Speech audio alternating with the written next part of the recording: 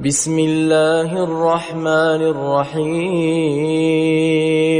قل أعوذ برب الفلق من شر ما خلق ومن شر غاسق إذا وقب ومن شر النفاثات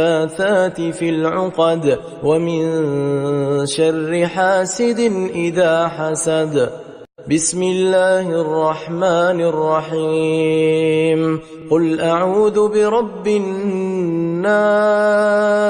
ملك الناس إله الناس من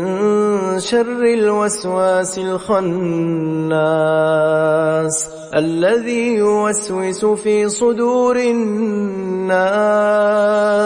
من الجنة والناس